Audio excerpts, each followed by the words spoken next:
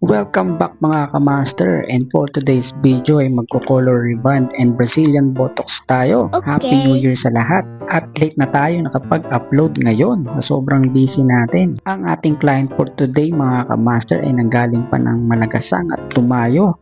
Bali ang kanyang main concern ngayon ay tumubo na yung kanyang recruit at yung kanyang mga puting sumpa. Bali ngayon ang procedure na gagawin natin dito mga kamaster ay uunahin muna natin yung hair color at ko-cover natin yung gray hair niya. Bali dark color lang naman ang gusto ni madam dito at hindi siya masyadong mahilig sa mga light color. Dahil nga maraming event na dadaluhan to si madam ay kailangan niya talagang magmukhang presentable sa event na yan. Kaya kailangan niya magpaayos ngayon at magpaganda. Okay, simulan na natin dito mga kamaster. Inuna ko na yung hair color dito at pagkatapos natin dito sa hair color mga kamaster ay sinunod na natin agad dito yung reband. Mabilisan lang ang application nito at yung pinaka-recruit lang yung in-applyan natin dito ng straightening cream at dito mga kamaster ay nag-proceed na tayo sa pagpaplansya. O sigurado na naman ako dyan, may magtatanong na naman bakit hindi natin nilagyan yung pinakadulo niya.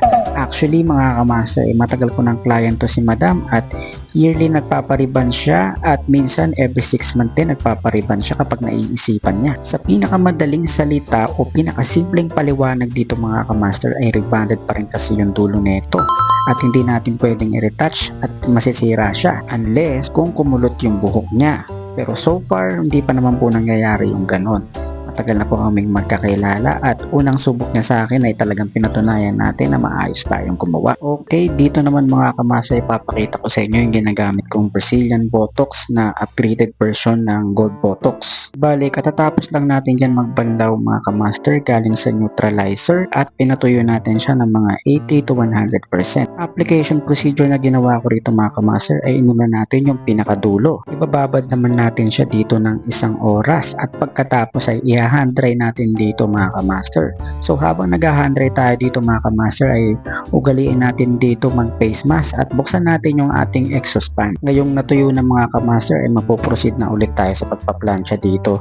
At yung init ng plansya na gamit natin dito mga kamaster is nasa around 180 to 190 degrees Celsius. Bali iba na yung way ng pagpaplansya natin dito at medyo may konting kakapalan na at hindi na ganun kanipis kagaya ng pagpaplansya natin sa reband. Hinay-hinay lang din sa pagpaplansya at wag nating masterin yung paano umuuga yung client o hinahatak natin yung ulo ng client. Okay, ito na yung pinaka-result ng reband ni madam dito at medyo namipis na. At yan, mini-maintain lang lagi natin yung reband dito ni madam para hindi siya magkaroon ng problem. So ayun, sana meron tayong natutunan dito kahit papaano. At kung may mga katanungan kayo ay iiwan lang sa ating comment section. Try natin sagutin yan. At hanggang dito na lang ang ating video mga kamaster. Maraming salamat sa laging nakasubaybay. Hanggang sa muli. Bye-bye!